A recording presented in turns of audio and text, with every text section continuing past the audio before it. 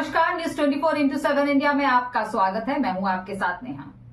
Madhya Pradesh Congress committee के अध्यक्ष जीतू पटवारी के खिलाफ हाल ही में झूठी एफआईआर का पूरा जोर विरोध करते हुए विधायक कार्यालय पर पत्रकार वार्ता का आयोजन किया गया। पत्रकार वार्ता को संबोधित करते हुए क्षेत्रीय विधायक एवं आदिवासी कांग्रेस के राष्ट्रीय अध्यक्ष विक्रांत भोरिया ने कहा कि प्रदेश कांग्रेस अध्यक्ष जीतू पटवारी पर झूठी एफआईआर पीड़ितों की आवाज को दबाने, सच्चाई को झूठ के नीचे दफन करने की घिनौनी साजिश की है। रणनीति का जीता जागता सबूत है कि भारतीय जनता पार्टी की खुले तौर पर तानाशाही और विपक्षी आवाज को कुचलने की साजिश को उजागर करती है।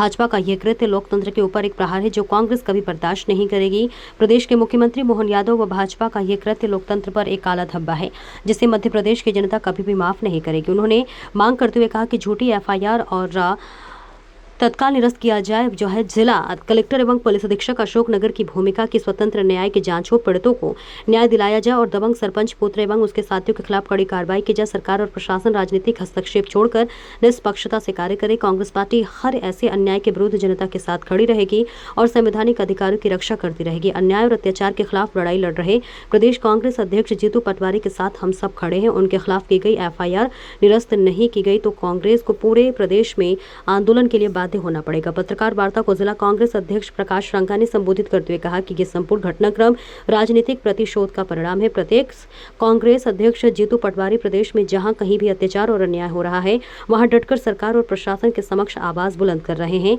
प्रदेश अध्यक्ष जीतू पटवारी के खिलाफ एफआईआर प्रशासन द्वारा भाजपा सरकार के इशारे पर बनाई गई कहानी है ताकि वास्तविक इस कृत्य में शामिल दोषियों को बचाया जा सके। कांग्रेस पार्टी सत्य के साथ रहते हुए न्याय के संविधान की रक्षा के लिए दृढ़ संकल्पित है। पत्रकार वार्ता में मध्य प्रदेश कांग्रेस प्रवक्ता साबिर फिटवेल, शहर कांग्रेस अध्यक्ष जितेंद्र सिंह राठौर सहित कई वरिष्ठ कांग्रेस जन उपस्थित थे। राकेश पोतदार की रिपोर्ट। उसके खिलाफ जीतू पटवारी जी ने आवाज़ उठाई, कलेक्टर को फ़ोन किया कि तुम्हारे ज़िले के अंदर क्या हो रहा है। और आप ये देखिए कि उनको न्याय दिलाने की अपेक्षा, न्याय दिलाने की बात तो दूर, और उल्टा उनको जिला प्रशासन ने बुलाया और इतना प्रेशर किया उन दोनों भाइयों पे कि तुम्हारा ये वर्जन बदलो जो तुमने मतलब से सरपंच के पुत्र के खिलाफ दिया है, ये वर्जन बदलो। इतना प्रेशर बनाया गया, उससे झूठा शपथ पत्र ये दिलवाया कि आदरणीय जीतू पटवारी जी ने उकसा के हमको मतलब दबाव बना के ये ऐसा बयान दिलवाया। और उसमें ये कितने डर गए कि उन्होंने जो एफआईआर क्रमांक 2033 है 27 से 2025 को जो हुई है, उसमें उन्होंने जीतू पटवारी जी को षड्यंत्रकर्ता, धर्म जाति के आधार पर समाज में द्वेष फैलाने और राष्ट्रीय एकता के लिए खतरा बता दिया। अरे भाई, ये तो जो बेचारे सरकार के और प्रशासन के मारे हैं उनको मदद करने के लिए जीतू पटवारी जी आवाज़ उठा रहे हैं। और उसमें ये कहाँ से सवाल पैदा हो गया कि देश की एकता और अखंडता को खतरा हो गया? क्या किसी पीड़ित मानव की सहायता करना या उसको न्याय दिलवाना देश की एकता और अखंडता के खिलाफ कदम है क्या? हम कांग्रेस पार्टी की तरफ से ये मांग करते हैं कि ये जो झूठी एफआईआर जो दर्ज की गई है जीतू पटवारी जी के खिलाफ, उस एफआईआर को रद्द किया जाए, तत्काल निरस्त किया जाए। और जिला कलेक्टर और पुलिस अधीक्षक अशोकनगर हैं जिन्होंने ये प्रेशर दे के उनसे झूठा शपथ पत्र और ये कार्रवाई करवाई है, उनकी तरीके से न्यायिक जांच जिस प्रकार से हो सकती है उस प्रकार से उनकी न्यायिक जांच कराई जाए। पीड़ितों को इस कदर अपमानित किया गया कि हम बोलने में भी हमको शर्म आती है, तो उनको न्याय दिलाने के लिए कांग्रेस पार्टी ये डिमांड करती है।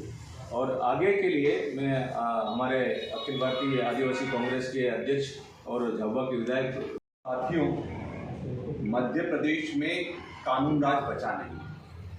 आज के समय में अधिकारियों का आतंक चल रहा है पूरे मध्य प्रदेश में, और जिस तरह से अधिकारियों को एक टूल की तरह, एक औजार की तरह उपयोग कर विरोधियों को दबाने का काम चल रहा है, उसका सबसे नया उदाहरण ये है।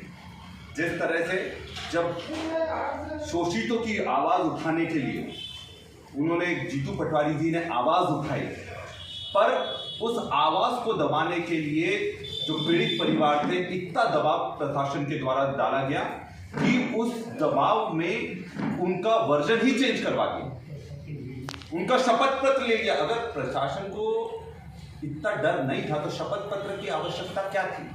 शपथ पत्र की आवश्यकता तब पड़ती है जब प्रशासन या किसी को ये डर हो कि जो पीड़ित परिवार है वो बदल जाएगा। तो शपथ पत्र लिया गया और उसमें यह बताया गया कि हमें जो आरोप लगाने के लिए कहा गया था वो जीतू पटवारी जी ने उकसाया गया था, जो कि बिल्कुल भी गलत था। और सीधी बात है कि अगर उकसाया गया है तो शपथ पत्र लेने के बाद अगर पीड़ित परिवार वापस से सच बोलना चाहता है तो अब इसकी क्या गारंटी है? और हम लोग ये प्रशासन को बोलना चाहते हैं, हम लोग जो मांग कर रहे हैं पूरे मध्य प्रदेश में कि सबसे पहले इसकी सत्यता को जांचा जाए। आप किस तरह से एक पार्टी जो सबसे बड़ा विपक्ष की पार्टी है उसके प्रदेश अध्यक्ष पर देशद्रोह का मुकदमा दायर कर रहे हैं, उनसे राष्ट्रीय एकता को खतरा है इस चीज को बता रहे हैं। तो अगर विपक्ष गरीबों की पीड़ितों की आवाज नहीं उठाएगा तो आवाज कौन उठाएगा? और इसका एक और बहुत बड़ा उदाहरण मैं देना चाहूंगा। कल मैं देवास जिले के खिरली गांव में था, खातेगांव विधानसभा में। वहां जिस तरह से आदिवासियों के घरों को तोड़ा गया ये मानवीय कोई भी व्यक्ति नहीं कर सकता है। वहां पर बारिश चल रही है, बारिश के दौरान 75 गांवों को, 75 घरों को, 75 घरों को, आदिवासी घरों को बुलडोजर से तोड़ दिया गया। और तोड़ने के बाद उनके बच्चे बिलखते रहे, वो माताएं बिलखती रही, बारिश में रहे, उनके पास सर पर छत नहीं थी। और ये सब करने के बाद जब हम लोग वहां पहुंचे और ये बहुत बड़ा हंगामा हुआ, तब मुख्यमंत्री जी ने विजय शाह जी को, जो जनजातीय मंत्री, उनको भिजवा दिया कि वहां देख कर आओ। अरे वन मंत्री कौन है? वन मंत्री खुद मुख्यमंत्री। और अगर वन महकमा इस तरह की घटना करता है तो मुख्यमंत्री जी को खुद पहुंचना चाहिए। और सबसे बड़ा दुर्भाग्य की बात है कि वो क्षेत्र खुद शिवराज सिंह चौहान जी की लोकसभा का क्षेत्र है। आप सोचिए, अगर केंद्रीय मंत्री के खुद की लोकसभा में अगर इस तरह की घटना होगी तो बाहर आदिवासियों पर किस तरह का अत्याचार हो रहा है। और आज तक कोई नहीं गया, ना सांसद वहां के गए शिवराज सिंह चौहान जी, जब मुख्यमंत्री जी गए, क्योंकि जो वन विभाग जिनके पास है वही नहीं गए। और कल हमारे जाने के बाद वहां पर विजय शाह जी पहुंचते हैं, उनको बोलते हैं कि मैं मदद करूंगा, टिन टपड़े देने की बात करते हैं। उसके बाद 20,000 10,000 रुपए मुआवजा देने के लिए। अरे पूरे घर तोड़ दिए गए, हमने देखा है, लकड़ियां तक तोड़ दी गई ताकि वापस से घर नहीं बना सके, चूल्हे जेसीबी से चूल्हे उखाड़ दिए गए। तो हकीकत ये है कि आज के समय में अधिकारियों का जबरदस्त आतंक चल रहा है। और ये अधिकारियों का आतंक सिर्फ जनता तक सीमित नहीं है, मीडिया वाले भी इसको देख रहे हैं, उन पर भी पूरी ताकत से प्रहार करा जा रहा है। जो भी मीडिया वाला साथी अगर अपनी बात रखने की कोशिश करता है उसको अधिकारी डराने का, झूठी एफआईआर करने का धमकी देते हैं। और इस तरह की अगर चीज चलेगी तो लोकतंत्र पूरी तरह से मध्य प्रदेश में खत्म हो जाएगा। ऐसे ही नहीं, पूरे मध्य प्रदेश में सबसे ज्यादा आदिवासियों पर अपराध हो रहे हैं पूरे देश में, ये हकीकत है। सबसे ज्यादा रेप कहाँ हो रहे हैं? मध्य प्रदेश में हो रहे हैं।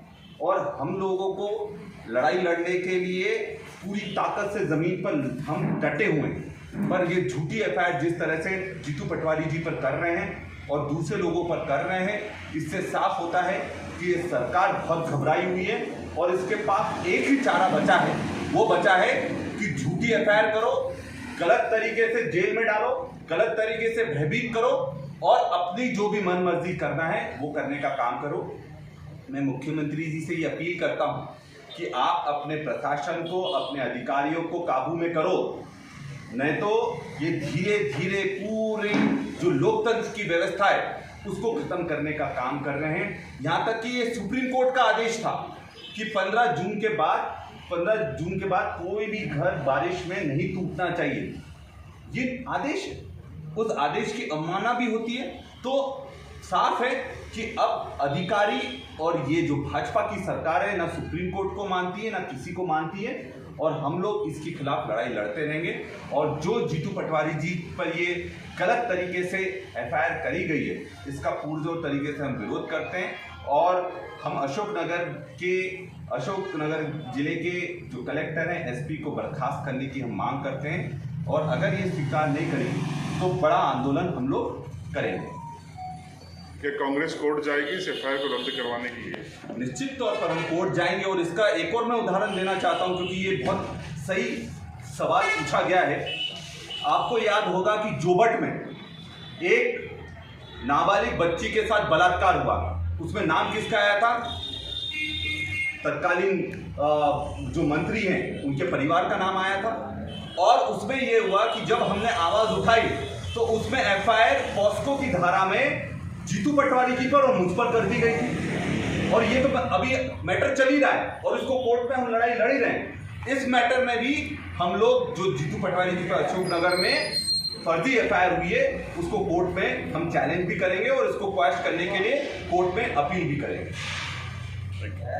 Thank you.